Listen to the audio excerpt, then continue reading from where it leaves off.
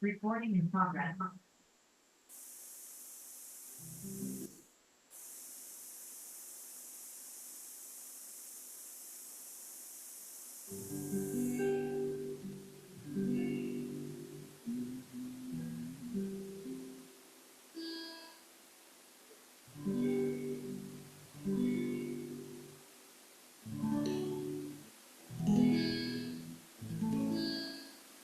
Seperti mentari yang bersinar,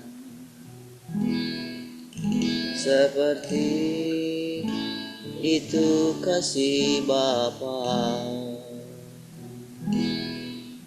seperti gelombang samudra yang tak pernah berhenti. Kau mengasihiku seperti tingginya langit biru. Demikian tinggi kasih Bapa, sedalam Bapa yang mau, demikian dalam Kau tebus hidupku. Kasih-Mu lebih dari mentari yang tak pernah berhenti memancarkan sinarnya. Cinta lebih dari samudra, tenggelamku di dalam kesetiaan-Mu Tuhan. Terima kasih atas cinta-Mu.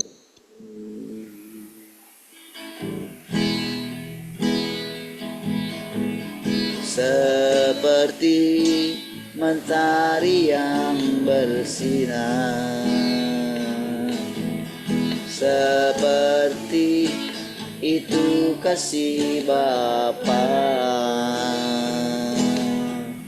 seperti gelombang samudra yang tak pernah berhenti. Kau mengasihiku seperti tingginya langit biru. Demikian tinggi kasih Bapa, sedalam Bapa yang mau, demikian dalam tebus hidupku. Kasih-Mu lebih dari mentari yang tak pernah berhenti memancarkan sinarnya. Cinta-Mu lebih dari samudra, tenggelamku di dalam. Tuhan, terima kasih atas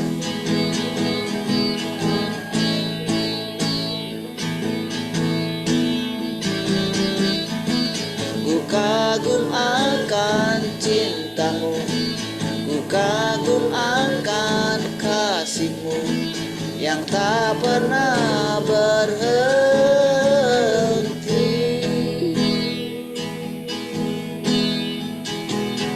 Kasih-Mu dari mentari yang tak tak pernah berhenti memancarkan sinarnya. Lebih dari samudra tenggelamku di dalam kesetiaan-Mu Tuhan. Terima kasih atas cinta-Mu. Terima kasih atas cinta-Mu. Terima kasih atas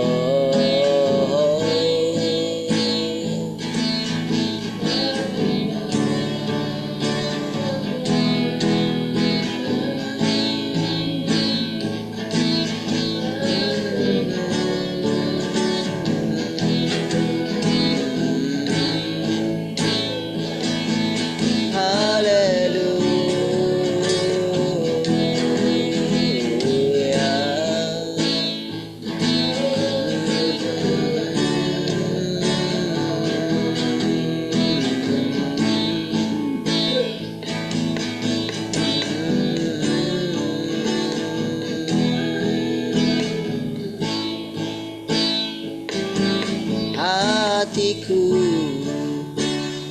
mengasihi-Mu, hatiku mengasihi-Mu, hatiku ingin mengenal-Mu, ingin mengerti-Mu. Tuhan, Kau lihat isi hatiku.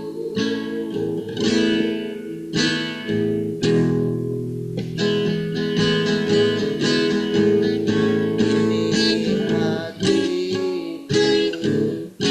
menyembah-Mu, tulus dan kagum pada-Mu Yesus.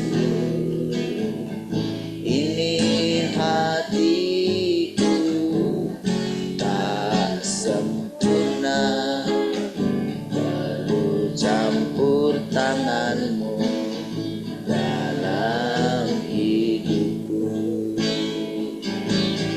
Hatiku mengasihi-Mu, hatiku mengasihi-Mu, hatiku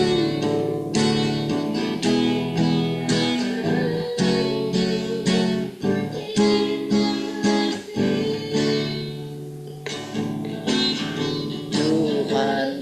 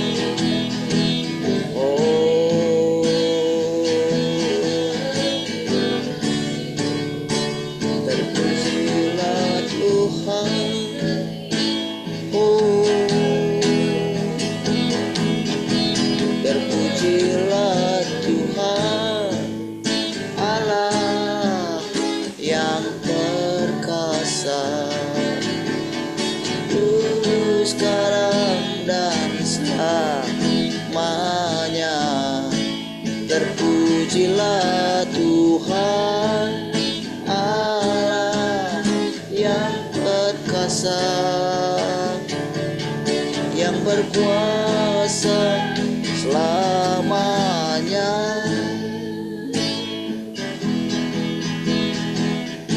Bapa di surga, kami cintakan, namamu ditinggikan di seluruh bumi, kebenaranmu ditegakkan dalam pujian, dan umatmu beritakan karya-Mu. Terpujilah Tuhan Allah yang perkasa, dulu, sekarang, dan selamanya.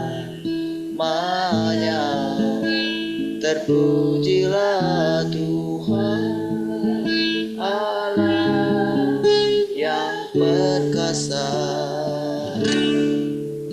yang berkuasa selamanya. Segera katakan, terpujilah Tuhan Allah.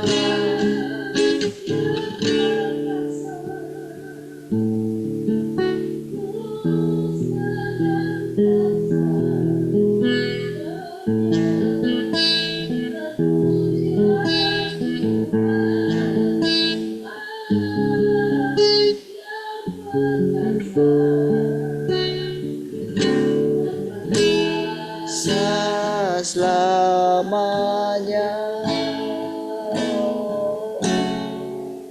yang berkuasa selamanya,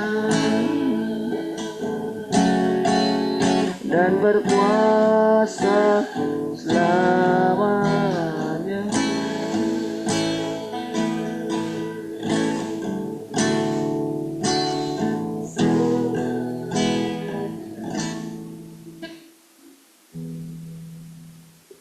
Haleluya. Kasih Tuhan, kami bersyukur pagi hari. Silang Kau Tuhan. Haleluya. Silakan Tuhan, Kau kembali memenuhi kami dengan perkataan-perkataan, membersihkan kami dengan firman Tuhan. Kami tundukkan hati kami segala kemuliaan bagi Tuhan. Haleluya. Mari semua yang merindukan Tuhan sama-sama katakan amin. Baik, Tuhan, shalom semua, selamat pagi.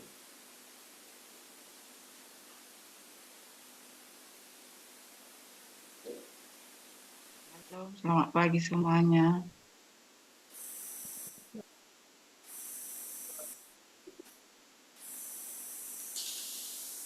Halo, selamat pagi semua. Shalom, selamat pagi semua.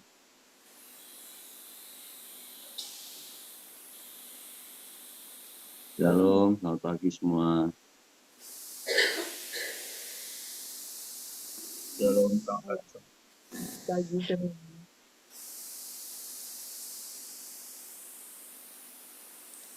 Sudah semua?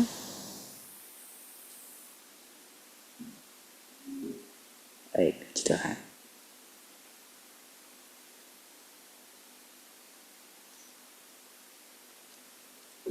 Ada yang mau sharing pagi ini?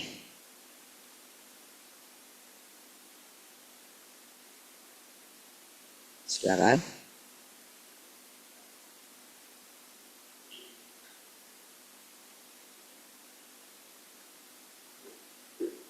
Dari Papua mau sharing?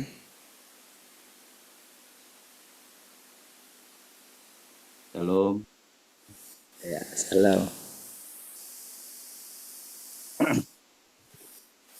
Selamat pagi semua. Saudara, percaya terus kita akan dipimpin oleh Tuhan melihat pekerjaan-pekerjaan Tuhan yang baru dalam setiap keadaan kita. Kalau hari Sabtu saya libur, kita pegawai negeri juga. Saudara. Jadi kalau pagi bisa ikut sharing dari lebih awal. Saudara, Ketika kita beberapa waktu ini terakhir gitu ya, kita belajar tentang pekerjaan Roh Kudus gitu ya, dimana seperti apa pekerjaan Roh Kudus yang baru gitu ya. Kalau kita mau mengaca dengan pekerjaan Roh Kudus yang lama gitu, seringkali kita, wah kok bisa dulu terjadi hal-hal yang spektakuler gitu ya. Sepertinya mengingat hal-hal yang pernah kita lewati gitu ya. Terjadi kegerakan yang luar biasa ketika orang berdoa gitu ya. Bahkan kalau saya renungkan gitu ketika mengingat kita ditapkan dulu gitu 24 jam gitu ya, gereja itu nggak pernah sepi gitu ya. Nah, ketika saya datang ke Batam pertama itu saya ingat gitu ya, wah ini maksudnya sampai seperti ini ya gitu ya. Nah, sampai seperti ini apa namanya, eh, nggak pernah sepi gereja itu gitu ya. Orang datang berdoa dijemputin satu-satu gitu ya, pakai mobil high ace itu gitu ya. Terus rasanya ada satu kegerakan yang wah, akhirnya itu jadi sebuah contoh gitu ya, bahwa eh, itulah pekerjaan Roh Kudus gitu ya. Roh Kudus yang itu akhirnya akan terpatok, timbul pemikiran kita harus membangkitkan seperti yang dulu lagi gitu ya. Atau eh, ketika kita nggak berpikir tentang pekerjaan Tuhan yang baru, akhirnya kita akan eh, mencoba mencontoh gitu ya. Jadi sebuah patokan, oh begini caranya gitu ngikut Tuhan. Gitu. Ini caranya Roh Kudus itu bekerja gitu ya. Wah terjadi kegerakan di mana-mana, ada apa namanya KKR orang ini dan lain sebagainya gitu. Walaupun memang itu pada waktu itu terjadi gitu ya. Jika saya renungkan gitu ketika kemarin belajar beberapa hal tentang Roh Kudus gitu ya. Sambil saya dengar di jalan gitu kan tiap pagi itu kan, kalau udah hari ini kan karena saudara di sana masih pagi, saya sudah jalan keliling gitu ya. Pagi-pagi udah ini nggak bisa, jadi harus sambil jalan gitu. Kadang-kadang cuman dapatnya karena sambil kena angin sambil ini gitu ya, itu nggak bisa fokus gitu ya. Tapi saudara, ketika Tuhan menunjukkan beberapa hal gitu ya, bahwa ditunjukkan orang-orang yang masih bekerja dengan pekerjaan yang lama gitu ya, masih harus caranya harus bertalu-talu berdoa gitu ya, bertalu-talu berjuang untuk bagaimana bisa memenangkan jiwa, mendapatkan jiwa gitu ya. Itu sesuatu yang namanya kita langsung bisa merasakan ini enggak lagi gitu ya. Maksudnya kalau kemarin kita belajar itu kan ada satu kata-kata yang saya disampaikan itu kemarin, hanya dengan satu kata, ketika kita diam, ketika kita ngomong Tuhan kok baik gitu, itu langsung bisa kita merasakan Tuhan itu benar-benar nyata gitu. Ketika ada hal-hal yang mungkin menurut kita ini kok begini ya, maksudnya saya bisa merasakan bahwa untuk bisa apa namanya, sampai gini loh saudara, saya bisa merasakan itu ketika saya nggak bisa ikut gitu ya, dengerin firman pagi gitu ya. Dulu waktu awal-awal itu kan rasanya tersiksa sekali gitu kan, kalau pagi dengerin pada awal-awal kita masih mau ini kan, rasanya sudah setiap kali udah bangun pagi masih kena marah gitu kan, marah lagi, belum lagi kalau pas lagi udah lagi ini, ayo hukum pertama apa, senyum gitu kan. Oh itu kan apa namanya, dulu coba kalau kita ingat waktu awal-awal dulu, untuk berubah dari masa yang lama ke yang itu rasanya, wah itu kan sesuatu yang ini ya saudara. Tapi ketika kita jalani setiap hari saudara, mungkin saudara nggak begitu merasakan gitu ya. Rasanya mungkin saya bisa sampai menentukan, apa kayak gini orang apa namanya yang dikatakan di tempat yang retak gigi itu ya. Maksudnya pingin mendapatkan sesuatu gitu ya. Tapi kita terpaksa kadang-kadang nggak bisa ikut gitu loh. Itu sesuatu yang ini. Jadi akhirnya apa? Kita dipaksa untuk eh, duduk sendiri gitu ya. Dengan sedikit yang kita dengarkan gitu ya. Sedikit yang bisa masuk ke dalam eh, yang kita tangkap gitu, itu akhirnya kita harus berkembang dengan Tuhan sendiri gitu ya. Tapi saya bisa merasakan, wah mungkin seperti ini yang namanya kertak gigi gitu ya. Jadi saudara, berbahagialah gitu ketika kita masih masuk dalam satu persekutuan demi persekutuan dengan Tuhan gitu ya. Saya percaya saudara ketika, eee, sudah banyak hamba Tuhan gitu ya, sudah banyak, apa namanya, persekutuan demi persekutuan gitu ya. Percayalah saudara, apa yang kita hidupi tentang kemurnian kita gitu ya, kemurnian kita dalam persekutuan ini, belum terlalu banyak persekutuan yang bisa menikmati apa yang kita nikmati. Jadi berbahagialah kalau kita masih di apa namanya dengan kita bisa saling menegur satu dengan yang lain gitu ya. Karena itu satu kebahagiaan gitu ya. Kasih yang nyata-nyata itu adalah teguran gitu ya. Jadi saudara waktu kita di era yang baru dalam persekutuan kita yang baru ini saudara, kita tidak lagi kita merasa terus bertumbuh gitu ya. Ada satu pekerjaan Tuhan yang bisa kita lihat gitu loh dengan nyata gitu loh. Jadi sangat berbahagia sekali saudara waktu kita berdoa pun kita bisa merasakan perbedaan gitu loh antara berdoa kita dengan yang cara kita waktu yang lama gitu ya. Dan saudara, saya sangat percaya waktu Tuhan itu nanti yang akan terus membentuk kita gitu ya. Ketika saya sudah berapa lama di sini gitu ya, saya menanti-nantikan gitu, menanti-nantikan Tuhan apa yang sedang Kau ingin kerjakan gitu ya. Kalau kadang kita berpikir dari cara kita yang lama, kenapa Tuhan nggak memanggil aku seperti ini?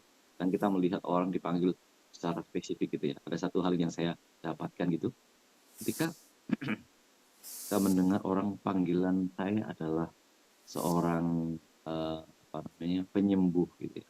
Panggilan saya itu adalah seorang penginjil gitu ya. Panggilan saya seorang gembala gitu ya.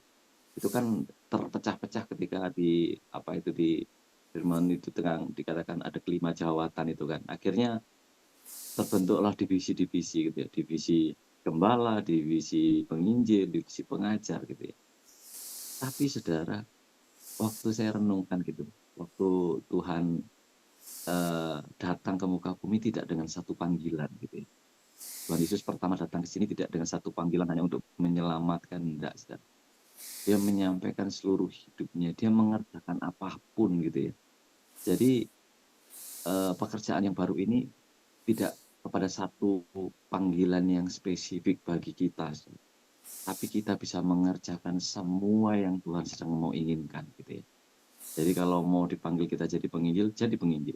Kita mau dipanggil jadi gembala, kita menggembalakan. Maksudnya bukan dalam artian yang lama gitu ya. Akhirnya kalau kita merasa dipanggil jadi gembala, akhirnya wah membangun gereja, membentuk satu kelompok gereja lagi gitu.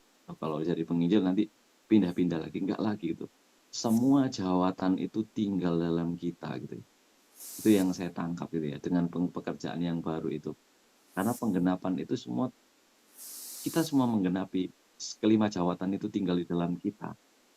Jadi kita itu apa ya? multi multi multi multi panggilan gitu ya. Semua bisa gitu. Jadi kalau ditanya kamu panggilanmu apa? Semuanya gitu. Jadi nggak ada lagi panggilan kamu menjadi apa gitu.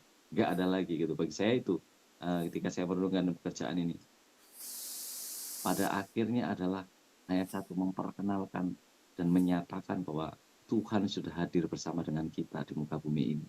Untuk yang kedua kalinya membawa orang-orang ayo berubah dengan cara yang lama yang sudah stagnan gitu. Yang sudah tidak berjalan lagi, yang sudah tidak up to date lagi gitu ya. Kita sudah kalah gitu ya dengan ini. Ketika saya lihat dengarkan gitu ya obrolan-obrolan politik akhir-akhir ini gitu ya. Apa namanya bagaimana ini yang saya dengarkan gitu ya, bagaimana PDI Perjuangan dikeroyok gitu ya dengan semua partai gitu ya. Sampai akhirnya ada satu komentator bilang ini bukan lagi demokrasi gitu ya, tapi parteisasi gitu ya. Jadi akhirnya rakyat tersandar dengan partai gitu ya. rakyat disadari dengan partai karena apa? Partai membangun satu koalisi yang besar dan akhirnya eh, orang-orang hebat yang harusnya bisa dikalahkan oleh partai akhirnya tidak bisa gitu ya, karena partai sudah tersandra gitu ya. Dan hanya kalau dilihat sekarang itu hanya PDIP yang masih melawan gitu ya. Tapi ketika saya dengarkan ideologinya mereka itu benar-benar satu ini ya, maksudnya bagaimana mencintai bangsa ini gitu ya, bagaimana ingin membangun bangsa ini gitu ya. Mereka tidak lagi memikirkan kalah menang lagi gitu ya dari apa sikap-sikapnya mereka gitu ya. Itu satu seperti halnya itu ya saudara. Sekarang kita tidak memikirkan lagi berapa banyak orang yang kita menangkan, berapa banyak orang yang kita bisa jangkau seperti dulu. Ada target-target, wah 1.000 jiwa, 2.000 jiwa. Ada target-target ketika kita datang ke sini, saya membawa ini. Ketika datang, tidak ada lagi. Tapi kedewasaan mencintai Tuhan itu ya. Saya lihat dari contoh seperti PDIP itu ya. Bagaimana mereka memiliki ideologi mencintai, tujuannya mencintai bangsa ini, membangun bangsa ini dan mengingatkan bangsa ini itu dari saat dibangun oleh pendiri bangsa ini gitu loh. Jadi saya melihat bahwa sekarang ini bagaimana kita dibentuk untuk membawa semua orang benar-benar tanpa terkecuali, tanpa golongan, tanpa ini loh Tuhan. Gitu. Jadi tidak ada lagi stagnan lagi disandra oleh gereja, disandra oleh sistem lagi, saudara. Ini beyond gitu ya, melampaui gitu ya. Jadi pekerjaan yang baru ini melampaui semuanya gitu ya. Panggilan kita bukan satu, tetapi semuanya. Saudara. Jadi ketika saya merenungkan ini, seandainya gitu ya, gereja bisa memahami ini semua yang kita alami, maka mereka akan tidak lagi pikirkan gembalanya. Ketika kemarin kami cerita tentang gereja yang punya uang sebanyak itu gitu ya, kemudian ternyata diinvestasi bodong gitu dan lain sebagainya. Saudara, nggak akan ada lagi itu. Yang ada adalah semuanya akan saling menyerahkan diri gitu ya, memberikan nyawanya untuk mengenalkan Tuhan sudah hadir untuk kebutuhan manusia ini. Ini itu Tuhan memberkati. Baik, puji Tuhan ya. Di multi panggilan. Sebetulnya saudara, intinya itu adalah Tuhan itu hidup di dalam kita ya. Tuhan itu bergerak gitu. Tapi Tuhan yang sudah datang kedua kali. Itu bedanya. Dulu kita juga bisa mengatakan hal seperti itu. Misalnya berbicara mengenai cloning Yesus, kan gitu juga sebetulnya ya. Hanya saja kalau kita bicara tentang Yesus itu kita kembali ke belakang gitu. Itu aja sebetulnya. Perbedaannya di situ gitu. Perbedaan yang sangat mencolok di situ gitu. Jadi sekarang ini Tuhan yang berdaulat, Tuhan yang maha kuasa. Jadi setiap kali kalau saudara bagaimana cepat bertumbuhnya gitu, seperti tadi malam lah gitu kan, ketika dikatakan bagaimana ketika Tuhan itu dibaptis gitu kan. Setelah Tuhan Yesus dibaptis, arti dibaptis itu apa saudara? Diurapi gitu. Kan selama ini kan kita kan gak ngerti kan, dari mana kok tiba-tiba? Karena selama ini saudara, teologi itu selalu gini, akar katanya gitu loh. Dari mana lah misalnya kalau sekarang misalnya dibaptis itu artinya diurapi gitu. Kan gak ada kamus itu gitu. Dibaptis itu artinya baptiso, ditenggelamkan gitu. Makanya jadinya makna baptisan pun kan Tuhan Yesus juga menyuruh baptislah mereka katanya gitu. Kan sebetulnya ajarlah mereka, baru baptislah mereka. Atau baptislah mereka, ajarlah gitu kan. Nah, saudara, jadi orang kan sibuk baptiso itu. Jadi sibuknya itu menenggelamkan aja gitu. Kalau orang sudah ditenggelamkan udah hebat ya gitu kan. Lalu ada manifestasi baptisan gitu. Kalau bisa ngambang di atas air itu berarti baptisannya itu keren gitu kan. Terus supaya sah baptisannya di Sungai Yordan gitu kan. Jadi Sungai Yordan itu mengeluarkan sertifikat gitu loh sebenarnya.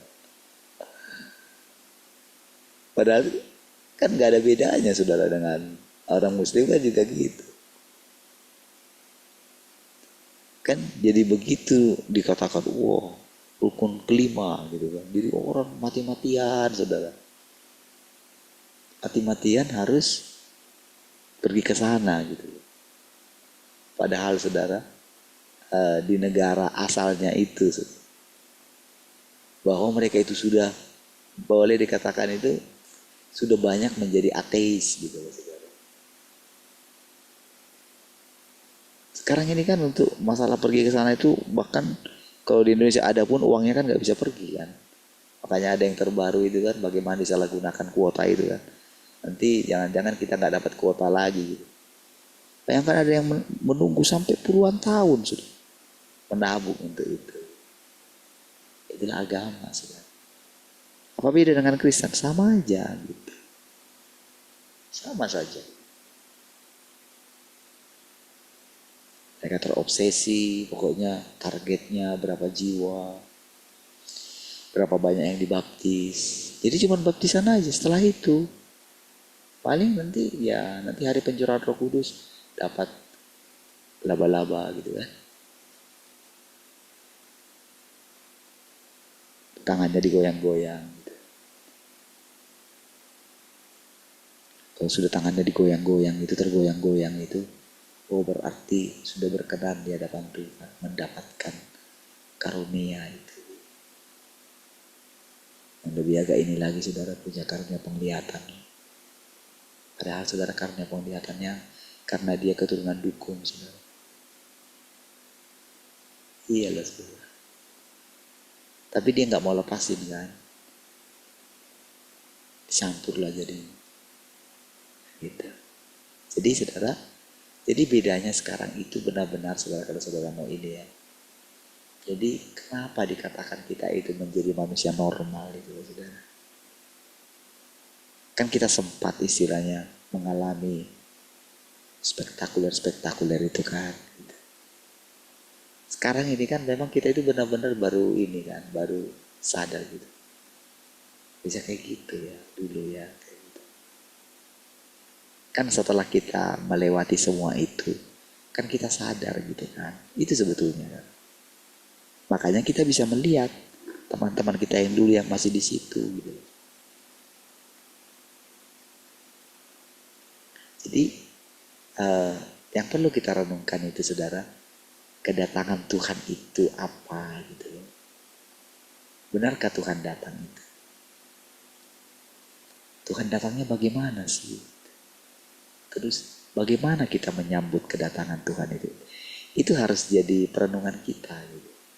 Supaya nanti cara berpikir kita itu Tuhan menyatakan dirinya melalui kita. Kita itu gak terbawa menjadi kayak dulu, sombong gitu. Kan sekarang ini kan bahasanya kan begini. Tuhan datang, renungkan ya. Terus dia menyembunyikan diri. Nah, gitu. Itu harus jadi ini saudara ya. Jadi perenungan saudara sehingga ketika saudara merasa sendiri gitu. Disitulah saudara bisa menemukan Tuhan itu. Gitu. Sendiri di satu tempat, tidak dikenal orang, gitu kan. Dulu mungkin saudara sempat dikenal oleh banyak orang, gitu kan. Terus sekarang orang menganggap saudara, siapa dia ya, kasihan ya dia, gitu loh. Sehingga kalau dulu saudara, sudah diceritakan dulu mungkin ya sukanya ya bisa menolong orang lah, mampu gitu. Bahkan hatinya wah nggak bisa tahan lihat orang yang susah. Kayak gitu kan. Nah, terus sekarang kita yang dilihat orang susah gitu loh. Sama seperti ketika kita lihat orang susah gitu kan. Sekarang orang yang melihat kita seperti itu. Nah, gitu loh saudara. Sering kan kita itu menolak itu kan. Padahal justru itulah namanya kita itu melihat Tuhan. Gitu loh. Bukan ketika kita melihat orang lain. Kan kalau kita melihat orang lain kan kita di atas. Iya. Jadi apa yang kita anggap sekarang kita itu menderita, justru itulah pintu masuknya kita melihat Tuhan. Selama ini kan kita kan gitu. Kapan kita keluar dari penderitaan itu? Kan gitu kan seringnya. Apa sih Tuhan? Makanya kita sering sekali, apa sih kurangnya saya? Justru kamu, justru apa ya? Justru dengan kekuranganmu itulah gitu. Jadi kalau kita bilang, apa sih kurangnya saya dengan orang lain? Kok dia diberkati gitu. Nah, disitulah kita itu kayak dihajar Tuhan. Itulah artinya dihajar sebetulnya. Jadi yang dihajar itu pengertian kita. Kayak kita dipukul berulang-ulang gitu. Iya. Jadi saudara, seperti tadilah gitu kan yang dikatakan tentang dulu kita begini. Dulu kan kita berpikir, saya sudah bilang, saya kalau saudara di pihak saya, gak mungkin saudara akan mau kehilangan orang-orang. Gak mungkin lah. Saya sama seperti saudara. Tapi ketika melihat itu, bisakah saya buat-buat gitu? Bahkan saya berulang kali lo bilang sama Tuhan. Bahkan sampai itu kalau pagi itu saya itu berdoa dalam hati saya gitu. Jangan marah-marah lah gitu. Yang jadi pertanyaan, apakah memang Tuhan marah-marah? Kan gitu kan?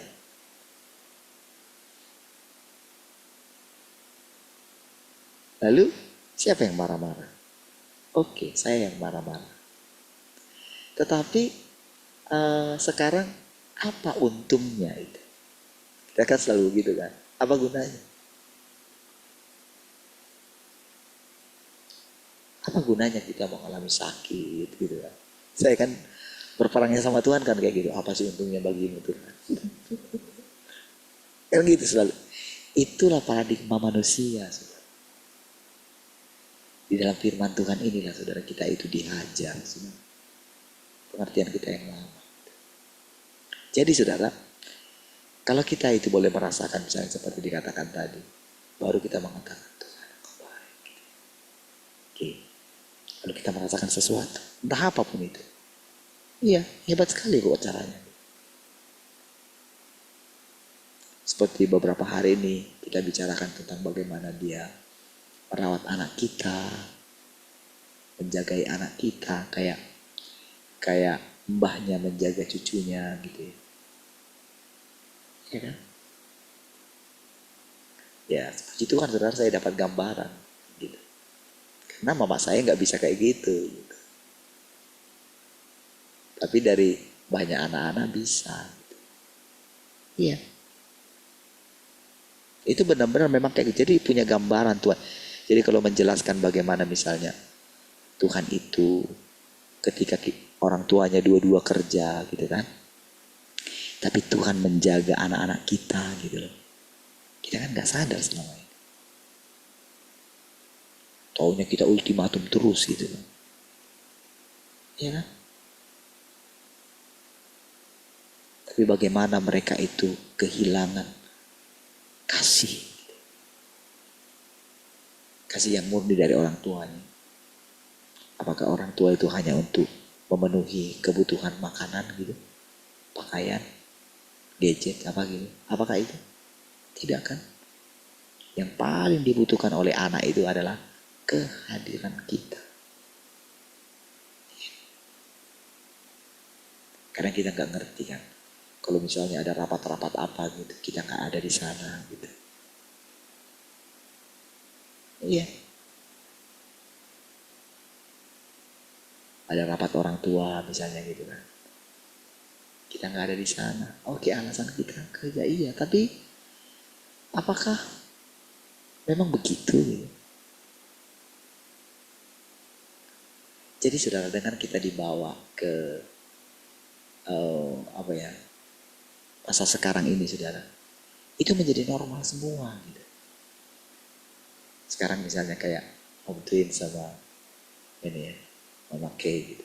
Coba lihat, antar anaknya mereka berdua jadi 2 motor pergi gitu. Ya kan? Dulu bisa nggak?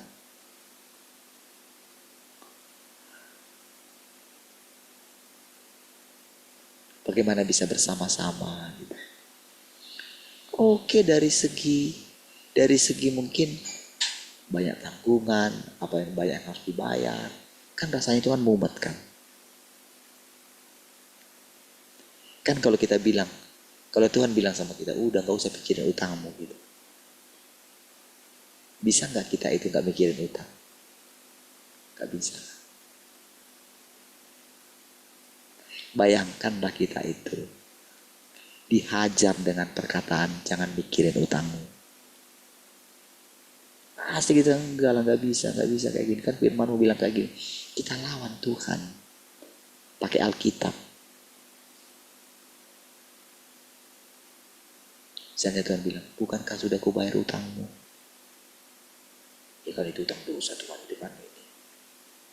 Yang ini. Jadi disitulah kita dihajar gitu. Iya.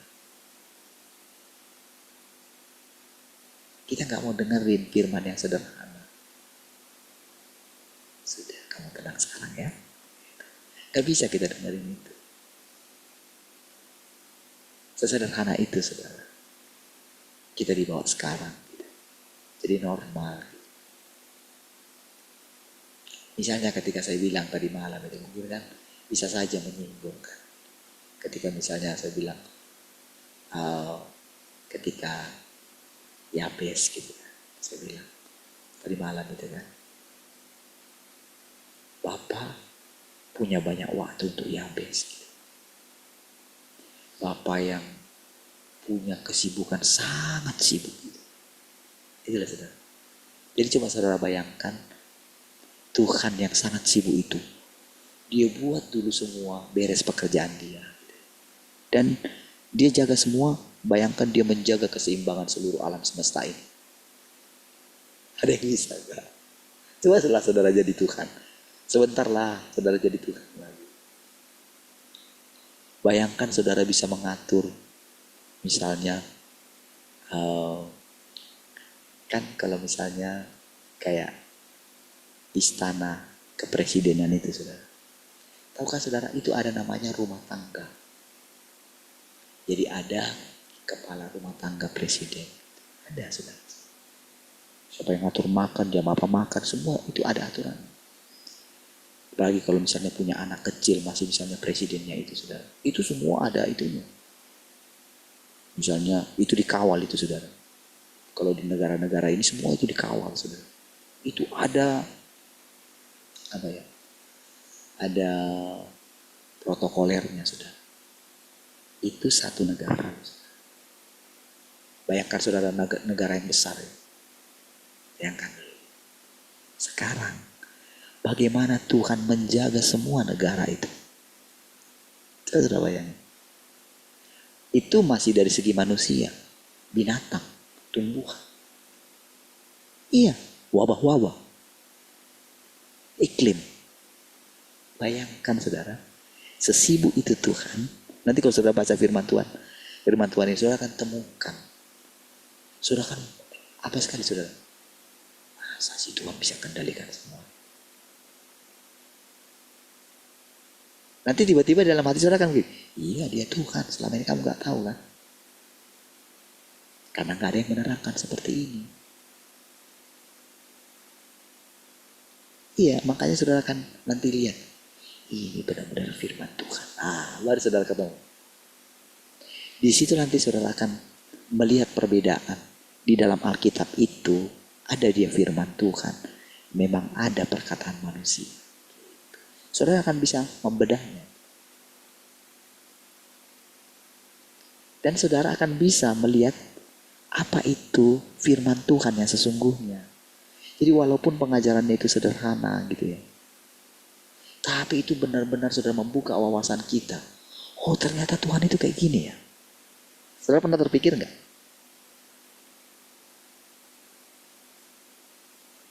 Bagaimana seperti saya katakan itu saudara. Dia itu sekarang punya waktu. Ketika dia lepas dari kita. Ketika anak kita lepas dari kita. Seperti saya bilang, susah kita bangunin. Lihat kayak Kesia gitu sekarang di sini. Gitu. Sulit bangun kan. Ya kan? Tapi ingat, lihat ketika di kosannya dia. Sebuah. Ya kan? Coba, di situ saudara bisa melihat enggak? Bagaimana ketika kita itu sekarang Tuhan singkapkan bagi kita. Ternyata benar-benar Tuhan itu secara diam-diam mengendalikan segala sesuatu. Dengan firman Tuhan yang kita dengerin gitu loh saudara. Ketika saya bilang tadi malam kayak gitu kan, mungkin mungkin gak terasa gitu. Tapi tahukah saudara, ketika kita coba merenungkan ya Tuhan ya, selama ini kan harusnya kan aku tanggung jawab sebagai Bapa. Iya.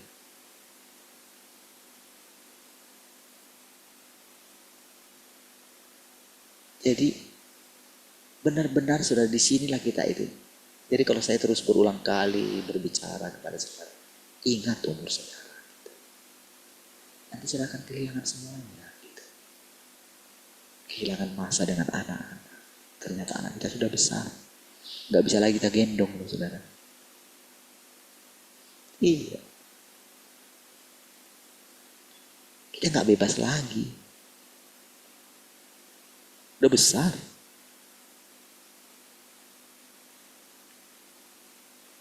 Kita gak punya waktu dengan mereka berbicara. Makanya saudara kalau saya itu ya, kalau misalnya, bisa aja sih misalnya dia, oke nanti pulang naik ini ya, naik angkot. Tapi kalau dibilang gitu, jemputlah. Wah saya gak tahan gitu. Mau secapek apapun saya, sesibuk apapun saya, mau gimana pun, saya akan berjuang menjemputnya. Iya, walaupun sudah bolak-balik, saya gak peduli. Jadi seperti menebus gitu loh. Menebus kesalahan dulu. Iya. Itulah yang sedang kita jalani gitu loh saudara. Maksudnya yang mengubah kita ini yang memang kita sulit saudara berubah. Jadi sekarang ini saudara, Tuhan itu kayak gini loh. Kamu tahu kan aku udah bilang tadi, aku mungkin yang super sibuk. Iya loh saudara. Saudara mikirin keluarga saudara aja gitu. Mikirin satu keluarga saja saudara. Dari ini semua gitu. Saudara kan udah pusing kan. Misalnya adik kita misalnya masuk muslim gitu kan. Mikirin itu aja kita kan udah pusing kan. Tuhan. Tapi saudara, kenapa dia bilang? Dia masih sempat ngajak anak-anak kita main. Dari mana saudara saya bisa tahu seperti itu? Ya karena saya praktek gitu loh saudara. Saya praktek mendengarkan misalnya Nail bilang kayak gini. Ke rumahku lah tulang, besok ke rumahku ya tulang. Iya saudara. Bukan maksudnya, bukan hanya Tuhan merawat anak kita. Bukan dari secara roh saja, bukan. Ketika saya melihat itu saudara. Ketika saya mencoba teringat kepada mereka. Saya misalnya lama ke sana gitu. Hanya itu saja, padahal kalau saya datang kadang-kadang ya biasalah gitu. Saya hanya duduk gitu, lihat gitu aja. Tapi disitulah Tuhan ajar saya ketika mengunjungi mereka. Iya, kau tahu gak? sesibuk apapun aku. Nah itu loh, di situ baru saya ngerti. Itu loh maksudnya yang mau saya terangkan sama saudara. Bukan masalah saya bagaimana mengunjungi mereka, bukan itu masalahnya. Tapi dari situlah saya jadi tahu, oh ternyata Tuhan seperti ini. Bisa seperti Om Tuin tadi, ya kan? Kalau dia nggak ke sana, dia nggak akan melihat bagaimana kehidupan sesungguhnya di sana. Dia nggak akan tahu terjadi perang, terjadi ini gitu. Betapa kolotnya, betapa ngerinya. Tapi kalau dari segi Om Tuin kan pikirnya, aku salah. Kayak gitu. Karena aku salah, maka aku ngambil keputusan ini. Kalau nggak salah, nggak akan pergi ke situ. Gitu. Coba lihat.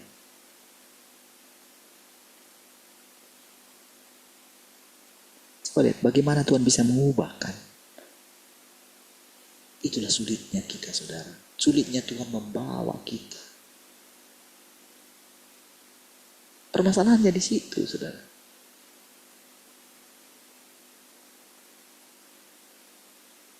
Sekarang ketika Tuhan membawa kita, misalnya seperti tadi lah, diceritakan tentang bagaimana PDIP itu. Gitu. Kalau kita nggak dibawa keluar, kita nggak sempat berpikir bagaimana keadaan bangsa kita. Apa yang sedang terjadi? Apa yang sudah Tuhan kerjakan? Ketika melihat situasi itu, lalu kita teringat firman Tuhan. Kamu tahu nggak? Aku mengendalikan segala sesuatu. Coba. Apa yang ada di benak saudara ketika saudara mendengarkan satu perkataan itu? Ketika melihat situasi yang sedang terjadi di bangsa kita. Nah, disitulah kita dilatih memerintah, saudara.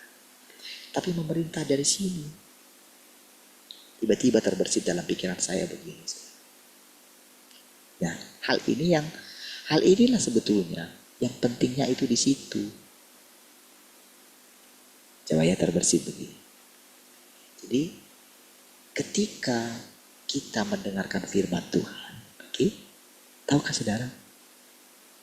Oleh karena saudara mendengarkan firman Tuhan, maka tanpa sadar di sekeliling saudara, atau jangan di sekeliling saudara, yang saudara pikirkan itu akan mendapatkan firman Tuhan. Nah, itu loh saudara. Iya, seperti itu Tuhan memerintahnya. Makanya dia bilang jangan kamu khawatir. Ketika kita itu tidak khawatir, tahu nggak saudara? Sekeliling kita itu diberkati. Ah, gitu loh. Yang kita pikirkan, nanti kepada siapa kita bicara, mereka itu akan diberkati. Itulah artinya Tuhan sudah datang kedua kali. Gitu loh saudara. Makanya kita diajar bagaimana cara menyambutnya. Gitu loh saudara. Kan tepat seperti yang Tuhan katakan. Datanglah kerajaanmu, jadilah kehendakmu. Berarti kehendak Tuhan itu adalah supaya kerajaan sorga itu datang di bumi ini. Bagaimana caranya? Melalui saudara yang duduk di kaki Tuhan. Gitu loh saudara. Sederhana itu. Di mana bumi itu saudara? Yang paling dekat bumi itu adalah anak-anak kita, keluarga kita, gitu loh saudara. Yang paling dekat itu di situ. Berikanlah waktu.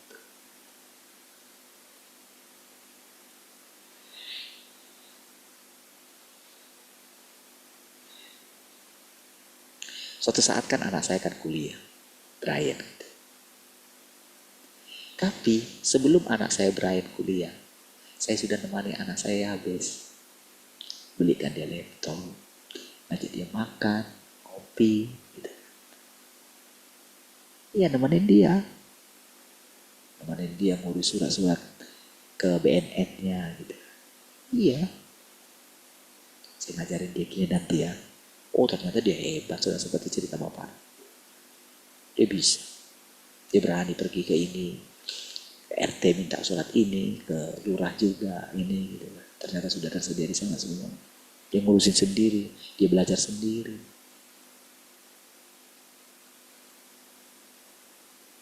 Iya saudara. Tapi saudara, dengan seperti dengan saya melihat, dengan ini, gitu. Saya ajak dia kerja, gitu kan. Iya. Tapi bukan berarti. Jadi di situ saudara, ketika saya melakukan itu, disitulah saya dapat berkat Tuhan, saudara. Berkat Tuhannya. Disitulah Tuhan mengajari saya, gitu. Kamu tahu kan? Seperti itulah aku bisa. Bagaimana segala penderitaan umat manusia, dari yang tua sampai yang bayi sekalipun, aku merasakan semua penderitaan mereka. Itu loh. Lewat kita itu bersama-sama dengan mereka. Disitulah kita melihat Tuhan itu. Jadi ketika kita berikan diri kita ini, misalnya ketika Om Tuin bersama-sama dengan orang-orang di sana, gitu. Iya, mereka nggak tahu. Mereka semua di penjara, mereka nggak tahu. Iya, mereka nggak tahu. Yang terlebih lagi mereka tidak tahu Tuhan yang sudah datang kedua kali itu sedang ada di sana.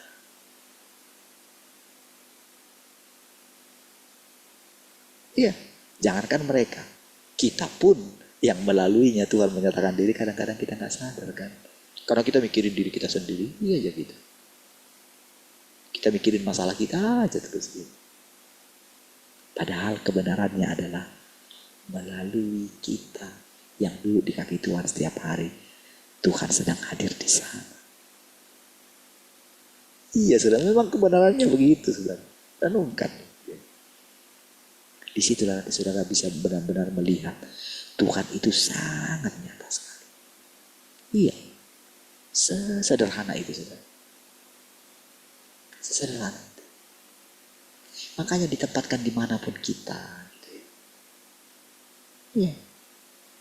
Kita bekerja di sana, kita masih bekerja di sana. Enggak, jalanin aja gitu. Ketika saya mengatakan hal seperti tadi, kan kita misalnya nggak punya waktu untuk anak-anak kita. Enggak, Tuhan nggak menyalahkan itu, tidak. Percayalah. Dia itu tidak begini, saudara. Tuhan itu tidak mengintimidasi.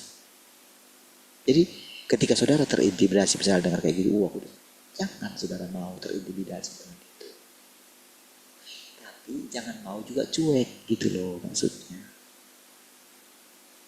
Kamu kan sudah jalani kata Tuhan. Sudah, lakukan saja.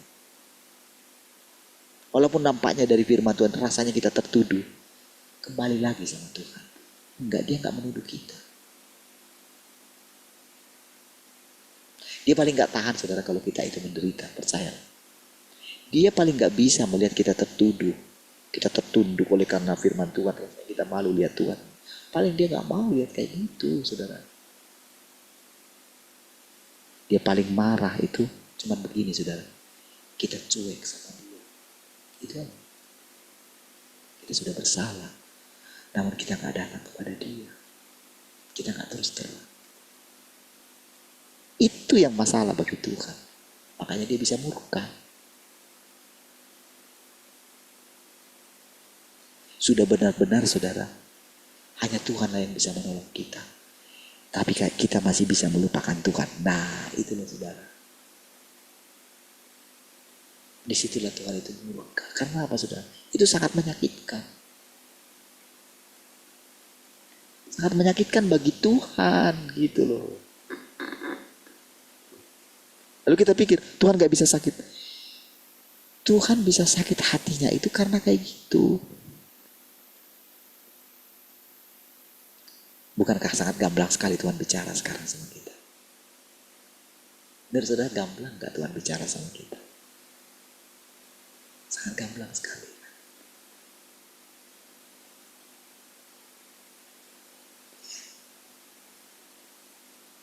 Apa sih yang kurang sih ketika Tuhan bilang gitu?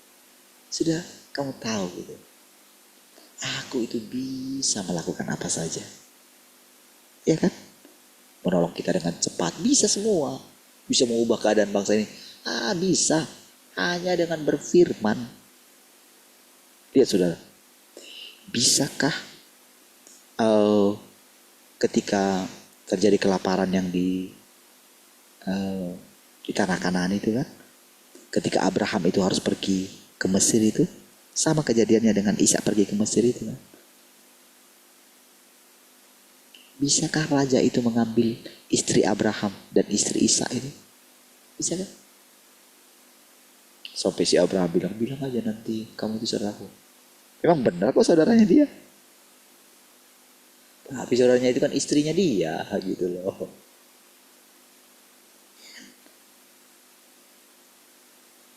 Apakah Abraham itu berdoa ketika dia pergi, oh Tuhan, oh berdoa semua dari aku tangking semua roh jahat yang ada dalam Firaun atau apa gitu kan, raja-raja yang ada di sana. Apakah kayak gitu? Tidak. Dia kendalikan semua kok.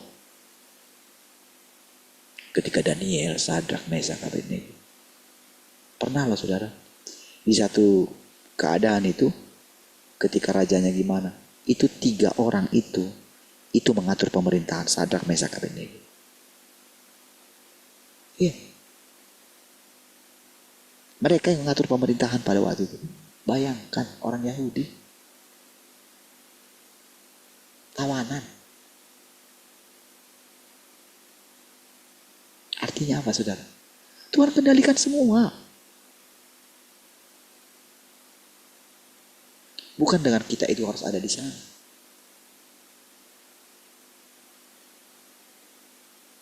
Tapi sekaligus saudara, melalui anak-anak kita yang ada di sana. Kita pikir, wah kalau kita bersama-sama dulu, ya bersama-sama dengan kita dulu. Ya kita mungkin melihat, oh gimana gitu.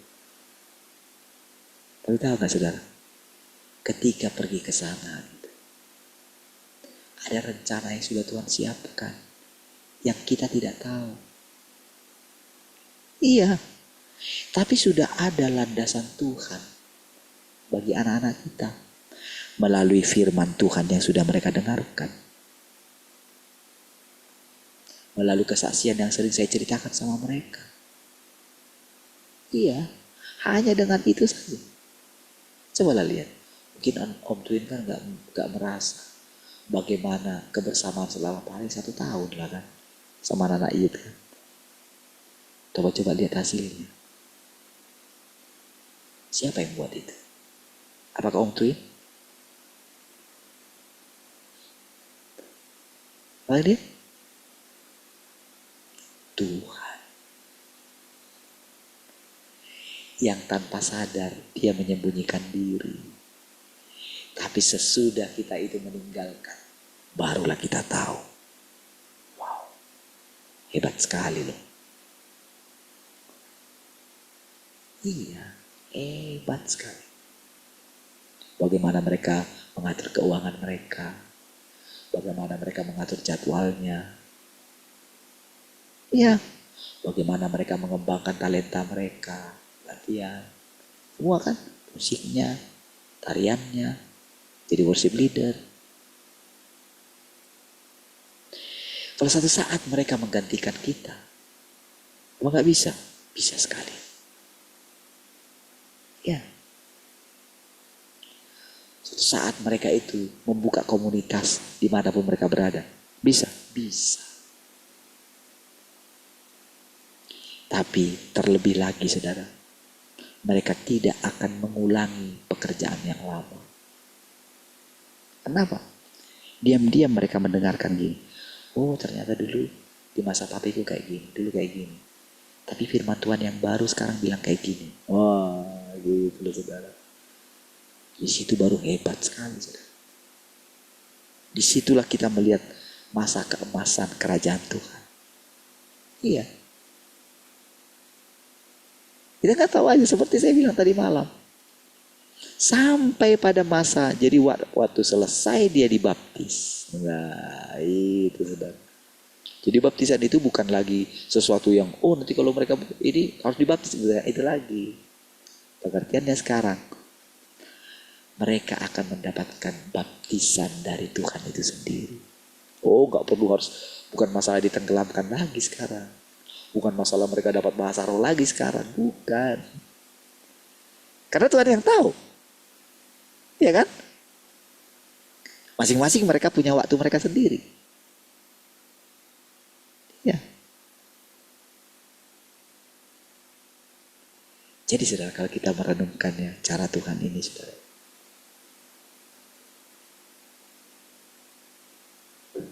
Sekarang baru kita mulai bisa cerita dikit-dikit loh saudara. Setelah mulai pergi ke sana, anak-anak kita mulai kuliah, baru kita bisa cerita sekarang gitu loh. Tadinya kita nggak bisa cerita ini semua sebelum kita jalani. Iya, sekarang baru kita bisa cerita. Saya bisa cerita sama saudara. Kenapa bisa saya gamblang ceritanya sama saudara? Apakah itu saya renungkan, saya pikirkan saudara? Tidak. Tapi dengan berjalannya waktu, ketika kita mulai begini saudara, membiarkan Tuhan yang tidak kelihatan itu, tetapi dia itu memenuhi segala sesuatu, memenuhi pikiran kita, gitu saudara, memenuhi cara berpikir kita, gitu. Menaklukkan cara berpikir kita. Saya kan tidak tahu, tapi dia bilang berbahagialah orang yang percaya sekalipun tidak melihat. Jadi saya nggak mengandalkan lagi kan karunia-karunia yang tadinya, nggak lagi. Memang tadinya itu bukan punya saya kok. Saya berani lepaskan itu saudara. Iya saudara-saudara pikir gampang saudara. Itu sumber mata pencaharian saya dulu. Iyalah saudara. Seperti saya bilang saudara, oh ada orang bisa kasih. Pernah itu saudara sampai dihitung di depan kami saudara. Lumayan juga saudara. Iya. Dan sering begitu saudara.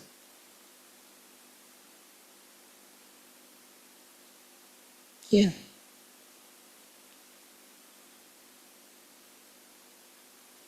Wajar lah misalnya kan orang memberikan berkat gitu, misalnya gitu, hilang surat tanahnya gitu kan, kok tahu di mana-mana gitu kan, tolonglah doakan Pak gitu. Lalu habis berdoa, loh ini dia Pak katanya. Wajar lah orang itu ini saudara. Mereka sudah cari, mereka sudah pergi kemana gitu, sudah pergi ke ini gitu. Katanya tadinya disimpan di apa itu yang saving box itu. Cari sana nggak ada, semua dicari gitu. Oh, surat tanah loh saudara. Yang berdoa, oke. Langsung saat itu juga. Wajar dong dia transfer kan. Wajar lah. Iya, aneh bin ajaib. Wah itu bisa hidup. Kalau pikirin sekarang ya, begitu dapat berkat dari gereja gitu kan. Dulu gimana ya kok bisa hidup ya? Nah, gitu loh saudara. Tapi tahu kan saudara, ketika Tuhan bilang, ya sekarang berhenti. Sudah. Karena sudah mentok-mentok juga gitu loh saudara. Tapi lihatlah. Sekarang ketika Tuhan ajar, ya kan? Di dalam hati saudara, kalau saudara punya kerinduan kayak gini, Tuhan itu memang nyata. Dan dia sedang mengerjakan apa yang tidak terbersit dalam pikiran kita. Tidak terbersit dalam hati kita. Tidak pernah kita dengarkan. Tidak pernah kita lihat. Itulah yang memang Tuhan rancangkan. Tuhan mau kerjakan. Nah gitu loh saudara. Kalau saudara bisa punya pikiran seperti itu saudara, maka saudara akan melihat perbuatan-perbuatan yang besar. Tapi perbuatan-perbuatan yang besar itu jadi normal kita alami. Kan bagi kita kan ketika kita mendengarkan Yesus menghardik, terang gitu kan. Oh, luar biasa kan? Sampai kaget kan murid-murid itu. Lalu dia suruh pancing ikan katanya, buka mulutnya, ambil koin dari sana. Ya kan, besar itu kan. Lalu dia kutuk pohon ara. Lihat semua. Ketika dia mengatakan, bayangkan, coba saudara bayangkan kalau saudara pada posisi Yesus ketika dia mengatakan, hei Maria, Marta, akulah kebangkitan dan hidup. Kan masalahnya kan, seandainya engkau ada di sini Tuhan, tentulah saudaraku tidak mati. Lalu Tuhan berfirman dengan biasa loh dia ngomong itu. Kata, akulah kebangkitan dan hidup. Tapi kalau kita renungkan sekarang, kalau kita bayangkan kita yang ngomong itu, saudara. Saya bisa membayangkan itu kok ketika saya mendoakan orang-orang itu. Semua terjadi yang saya ucapkan. Bayangkan yang saya bilang saudara, itu saya takjub sekali loh. Bayangkan melayani yang dia sama suaminya ini, mereka sudah pisah. Contoh saya katakan itu saudara. Iya, tapi mungkin masih ada cinta di dalam diri mereka. Saking stresnya. Jadi si suaminya ini sudah stres, sudah mau bunuh diri tadi malam. Kok bisa loh dipertemukan di situ? Kira-kira menurut saudara siapa yang kerja? Kira-kira seperti itulah prosesnya ketika dia bilang pergilah.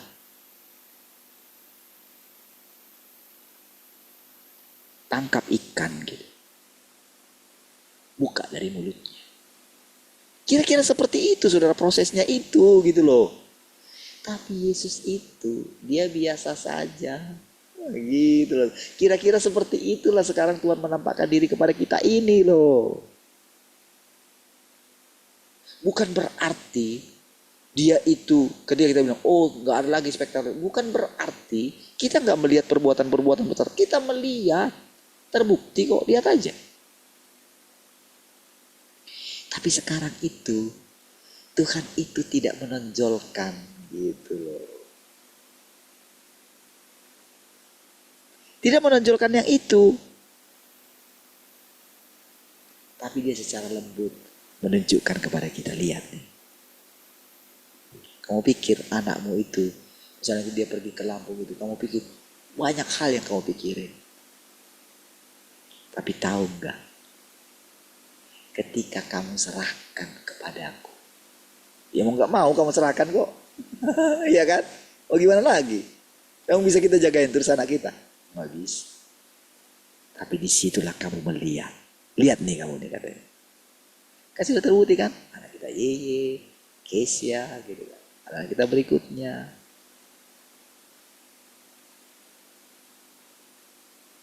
Iya. Kemana anak-anak kita bergaul?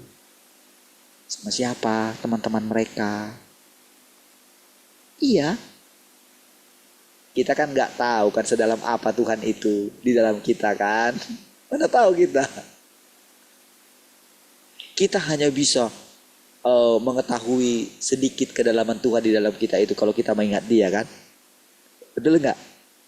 Tapi cobalah kita nggak mengingat-ingat dia. Apakah Tuhan memang tidak ada dalam kita? Apakah Tuhan tidak bisa bekerja? Dia bisa bekerja semua. Itulah yang kita tidak tahu. Jadi sekarang kalau Tuhan mengatakan Tuhan sudah datang kedua kali, itu hebat sekali loh perkataan itu. Renungkanlah gitu. Renungkanlah. Di saat kita tidak bisa ngapa-ngapain untuk anak kita. Iya kan? Misalnya ketika Jelita sekarang sudah mulai sekolah dia gitu. Apa kita tahu apa yang sedang dipikirkan dia ketika dia itu misalnya lagi belajar? Apa kita tahu? Nggak kita tahu, saudara. Perkembangan anak kita nggak tahu. Tapi tahukah saudara, ketika kita sekarang mengakui Tuhan sudah datang kedua kali dan dia itu datang di dalam daging, saudara akan melihat pemeliharaan Tuhan yang sangat ajaib. Percayalah saudara. Dia mengatur semua. Kita pikir tadinya saudara kita coba mengendalikan segala sesuatu. Sekarang dengan diam-diam Tuhan yang Maha Kuasa mengambil alih. Semakin kita merendahkan diri kita, semakin kita lapar dan haus akan Tuhan, semakin kita mulai mau menerapkan firman Tuhan walaupun itu sederhana. Disitulah kita melihat berkat Tuhan. Apa berkat Tuhan? Penampakan Tuhan. Kehadiran Tuhan yang nyata dalam segala aspek hidup kita. Iya, saudara. Menceritakan ini saudara, saya nggak bosan-bosan saudara. Karena memang saudara, setiap hari Tuhan menunjukkan. Iya. Tuhan yang selalu baru itu saudara. Memang dia selalu baru. Makanya saudara, kalau dia lihat kita itu muruk saudara, aduh, kamu nggak tahu ya aku ada di sini. Kamu terlalu sibuk sih. Coba renungkan sedikit lah. Maka akan ada hal-hal surprise yang akan kita alami sepanjang hari itu, yang membuat kita bersuka cita. Percaya? Tuhan itu sangat indah saudara. Dari situlah saudara tahu kalau Tuhan sudah datang kedua kali melalui pengalaman saudara. Apa yang saya sampaikan ini saudara ada dalam firman Tuhan. Nih, saudara nanti akan menemukan, oh ini yang kemarin ya. Walaupun saya tidak membaca ayat, saudara membaca firman Tuhan, tapi semuanya itu ada. Bisa diceritakan ulang dengan bahasa yang sekarang yang bisa kita mengerti. Baik, Tuhan, kita berdoa. Kasih Tuhan, kami bersyukur untuk persekutuan ini. Segala pujian dan kemuliaan bagi-Mu Tuhan. Terpujilah Engkau Tuhan. Haleluya. Mari semua yang mengasihi Tuhan sama-sama katakan, amin. Hai, puji Tuhan.